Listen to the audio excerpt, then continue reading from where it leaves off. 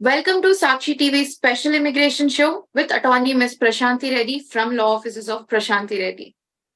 Ms. Prashanthi Reddy needs no introduction, but if you need any consultation, please contact the attorney directly or log on to their website www.reddyesq.com. Before we begin the show, please note that the information provided on this show is not a legal advice and for general information purposes only. Sakshi TV or its agents are not responsible for any use of the information. Sakshi TV now has 3 immigration shows every week. On Thursdays with Prashanthi Reddy in English, on Fridays with attorney Bano Ilindra, on Mondays with attorney Srinivas Kavite. Before we get on to the topic, please note that the information. Let's welcome Prashanthi Reddy Garu onto our show. Hello, Prashanthi Reddy Garu. How are you doing? I'm good, thank you. How are you? I'm doing great. Can you please introduce a little bit about yourself to our new audience who are watching the show for the first time? Yes, I'm an immigration attorney based out of New York. I have over 25 years of experience, and I do mostly business, family, mostly, most cases in immigration except maybe for asylum. So family, business, whatever you need, I can help with. What else? I was voted as a super lawyer last year. I represent the Indian Consulate in New York for their immigration matters. And, I've been on the Sakshi show for quite some time now. So, as we discussed for today's topic, we're going to talk about H1BCAP. So, I want to know personally, so what is H1BCAP? Well, first of all, we have to know what is a H1B. A H1B is a work visa that is given to people who want to work in specialty occupation type jobs. That's basically jobs that require a bachelor's degree in a specific field. And obviously, those beneficiaries then should have that particular degree. For example, if we're filing a H1 for a software engineer, industry standards, most industries, most companies would require a bachelor's in computer science. So the beneficiary also should have a bachelor's in computer science. The job also should require it. So that's what a H1 a specialty occupation job is. And with reference to these H1 visas, if you're filing for a new visa, they have a cap of 85,000 now H1B numbers that they give out, H1B visas that they give out every year. So most of the years, the number of H1s filed is triple of 4 times, 300,000 to 400,000 H1s are being filed for those 85,000 cases that are available. So they came up a few years ago. Well, they've been having this H1B lottery system for a while now. So you file the H1, and then if it gets picked in the lottery, then you're able to proceed with the H1. So recently, a few years ago, they started this registration process, H1B registration process, whereby instead of filing the H1B petition, you can just file an online form or register for the lottery. And once you register for the lottery, then your name is entered into the lottery. And then once it's picked, then you can actually file the H1B. So the H1B cap is nothing but the 85,000 H1B. The H1B numbers are capped at 85,000. That's what H1B cap is. 20,000 of that is for US master's degree holders, and the rest is for everyone else. So once you get picked in if you get picked in the lottery, then you're supposed to file your H1 by April 1st, on April 1st or later. And you have 90 days to file it. That's the end of June. You can file it from April 1st to June 30th, anytime. So that's in a nutshell what H1B cap is. And, it's unfortunate that the H1 numbers have not been increased. There is a lot of advocacy to increase those numbers because, as I was saying, there 300 to 400,000 registrations and only 85,000 H1 go out of the country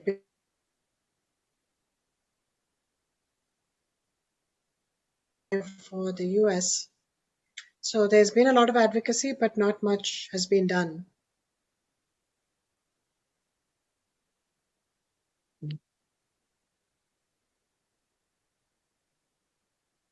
Okay, how does the H1B electronic registration system works? Right. So like I just said, the H1B registration process opens on March 6th and closes on the 22nd. So it opened last week and is going to close next week. So it's open for 3 weeks basically. And the way this works is that they have a portal. So you have to set up an account in myuscis.gov website. And you have to create an organizational account for yourself. These accounts, organizational accounts, are new this year. Previously, they had accounts which were not as robust as these new ones. In these new organizational accounts, you can have more than one administrator, more than one user, and the interface between the attorney and the client is better. Also, you can create sub-accounts within your account. And that this same organization account will be used for filing online H1B petitions, because that's also a new thing. You're able to file from this February regular petitions and from April CAP petitions online. So they've created this online system which is being used right now for registrations. The registration process itself is quite simple. There's a $10 fee, and you have to enter some basic information about the company, such as the company name, the federal ID number, the address of the company, and you have to enter some information about the beneficiary, such as their name, date of birth. Very important, their passport ID, because this year the registration process is a little different. The way they're doing the lottery is not based on the number of registrants, but the passport ID of the registrant. So if one registrant does 2 registrations, they'll still be counted towards the cap only once, meaning they'll still be put into the lottery only once based on the one passport. That's how they'll identify multiple registrations. So it's important that this year we put the beneficiary's passport information in. The passport has to be a valid passport, and that same passport has to be used when they exit the country, when they're coming back into the country, or when they're filing a H1. And if they need to apply for a new passport because this passport expired, then they have to carry both their passports. So this basic information is entered. Well, first the USCIS account is created. Then the employer invites, if they have an attorney, invites the attorney into the account. The account fills out all this basic information, and that same information populates onto the employer's account, and then they review and submit and sign electronically. And then the attorney is able to submit this information online by paying the $10 fee using either ACH or a credit card.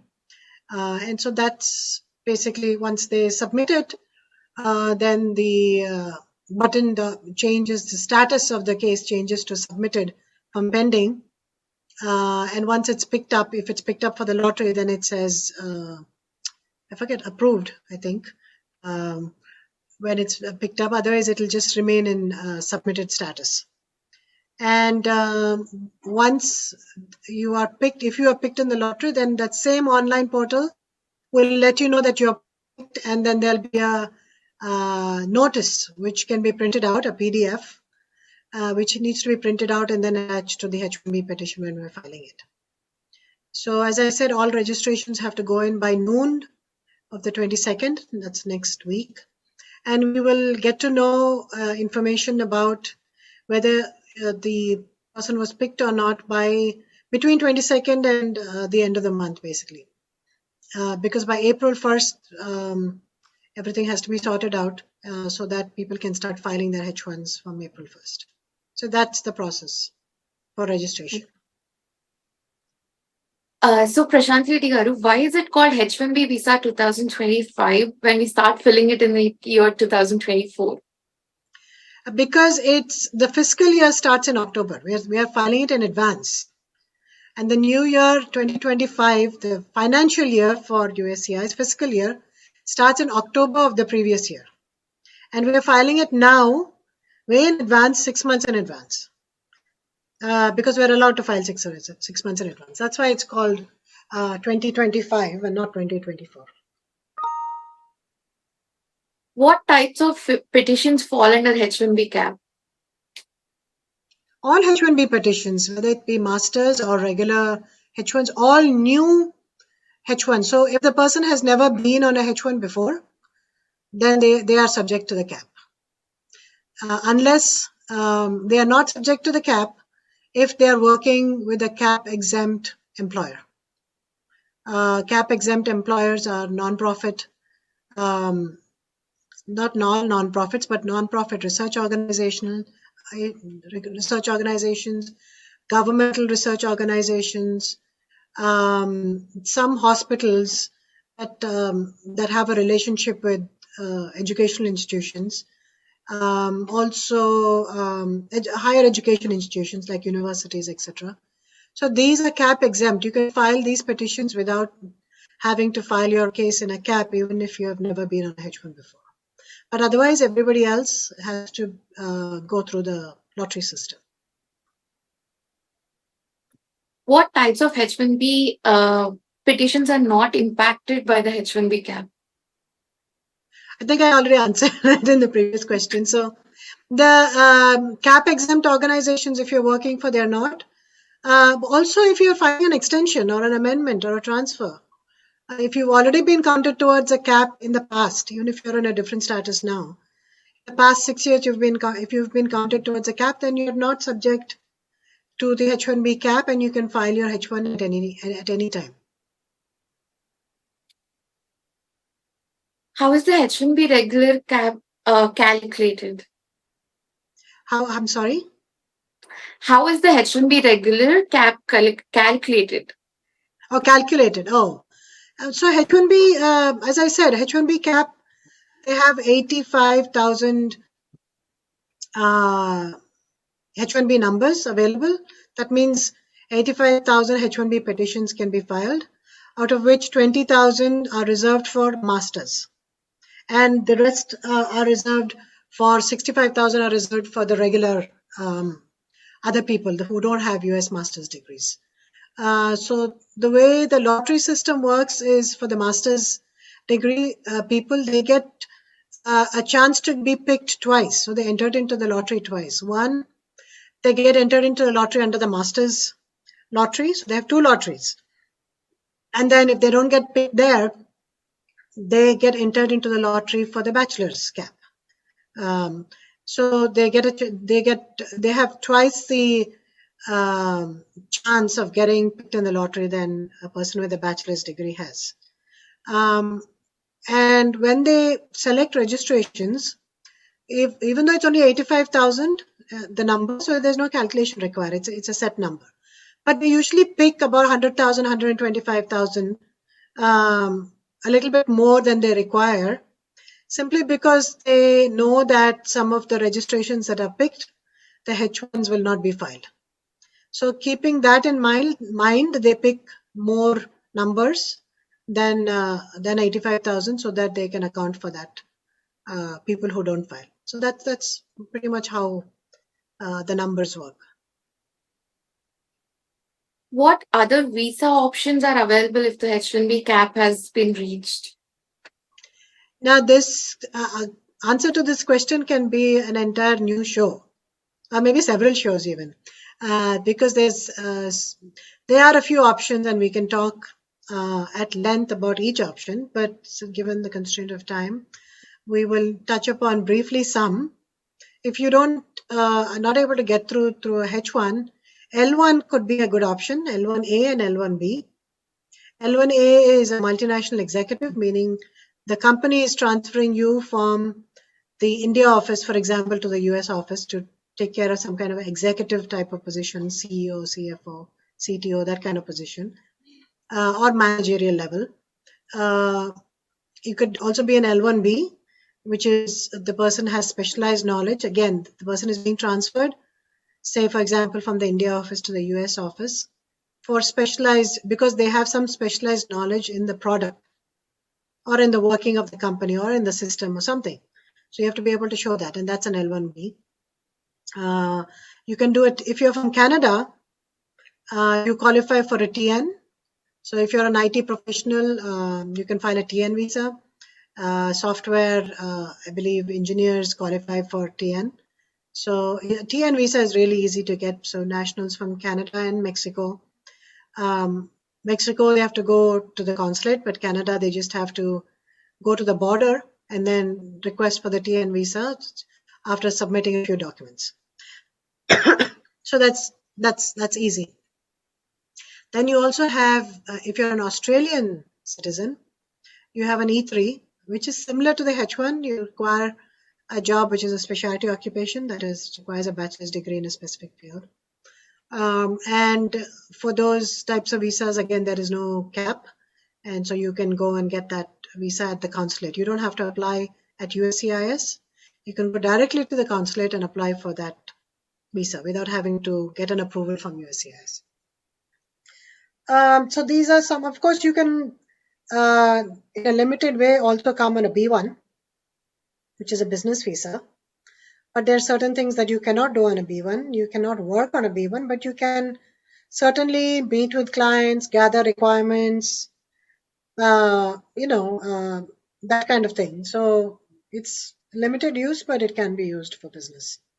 So that's a B1. So B1, TN, E3, L1. These are a few of the, and of course you can file directly for a green card as well, especially for people who are not from India and China, because India and China are backlogged. It will take many years to get a green card. But for people from other countries which are not backlogged, you could come directly on a permanent resident status and work for any employer. That, for example, EB3 is backlogged by 2 years. EB2, employment-based category 2 for advanced degree holders, is backlogged by only a year. EB1 is current. So, you can come on an EB1 directly if you're an extraordinary ability person, or if you're a researcher, or if you are, again, an L1A type CEO type person and you qualify for an L1, you'll also qualify directly for an EB1 as well, for a green card. And if you're from some other country, EB1 is current, so you might as well file a green card and come directly on a green card rather than coming on an L1 and then, moving to a green card. Also, O1 to a certain extent it's possible to substitute on an O1 for a work visa. In limited circumstances, O1, again, you have to show that you have extraordinary ability in your field and you're coming to work in that field. So that's why O1 is more limited. Again, the green card, you also have family-based green cards. So if you have people who have immediate relatives in the US who are US citizens or permanent residents, then there's a possibility that you can immigrate directly on a green card as well. So these are some of the ways that you can come if that H1 route is not available because you didn't get picked in the cap. Of course, you can come on an F1 also and then work after you, either while you're studying, if you get CPT, curricular practical training, you can work and study. Or after you finish studying, you can get OPT and you can work that way as well. OPT for STEM is given for 3 years. So, that can definitely also be used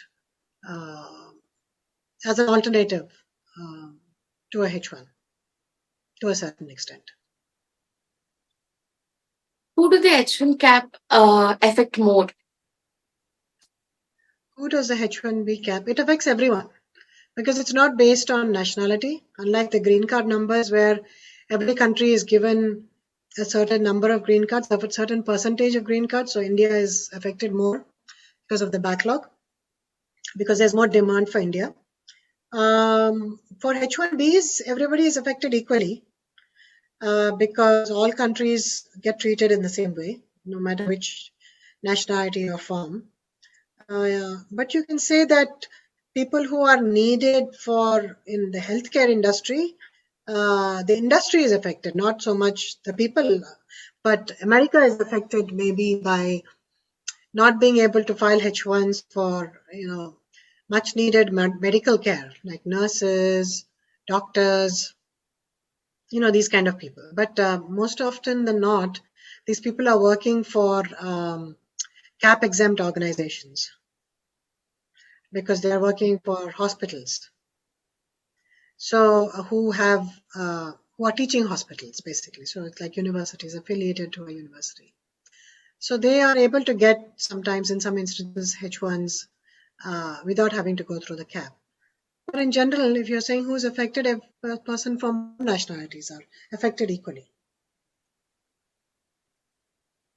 Do I have to be in the US for a company to submit me for the registration? Yes. No. Do I have to? Does the beneficiary have to be in the US? No. The beneficiaries are oftentimes not in the US when you're doing a registration, and most H1s are filed consular processing. The new H1s. Then the person has to go if they get and if they get approved, they usually go to the consulate in say if they're in India, they're going into India and get a visa and then come into the country. Of course, you have people who are in the country also who file for registrations, people who are in different status, like an F1, H4, etc. But yeah, so you don't have to be in the country. Most people are not. So can I change my status from F1 visa to H1B cap? Yeah, as I was just saying, a lot of cases are filed from F1 to H1. That's the path people usually take. They come on F1 first, then they get a H1, and then they start working on H1, then they get a green card. Of course, some people come directly on a H1 as well. But a lot of F1s, they don't go back. They then move to a H1. So a lot of them file for a change of status from F1 to H1. And there are laws or rules that allow them to do that easily also. You have the F1 cap rule, which allows you to continue to be in status even if your F1 status expires until October 1st. That is the start date of your H1.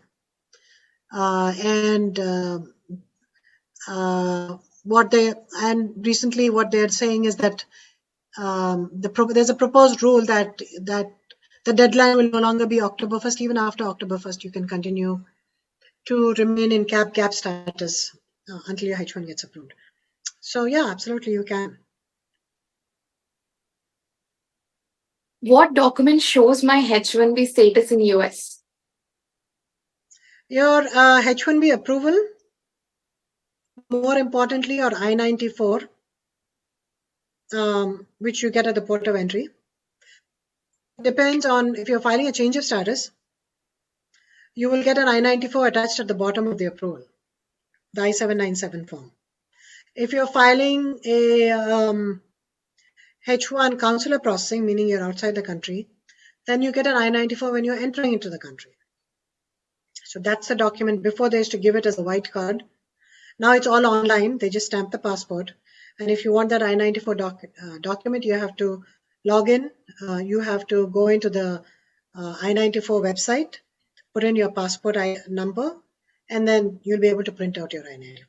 So the I-94 is the document that indicates your status until when you can stay in the US. Okay. As an employer, what do the H1B cap means to me? The H1B cap allows an employer to bring in more people, to bring in much required labor force, which is not available here. And they're able to do that even though there are other work visas. The primary work visa that we have is the H1B visa. So because of the cap, the employers are very limited in the people that they can bring in. If they file 10 people, most probably they'll get picked, if they're lucky, for 1 to 3 people, right? So they can only bring in a certain number of people. And the more registrations you file, your pick rate for whatever, they have some algorithm. but the pick rate becomes lower. So this really confines the number of people that US employers can bring in, and all these people are much needed. Obviously, these jobs are all open jobs. Obviously, there are no people available to work on these jobs here in the US, and that's why they're filing for the H1, because there's no one available here to work on it.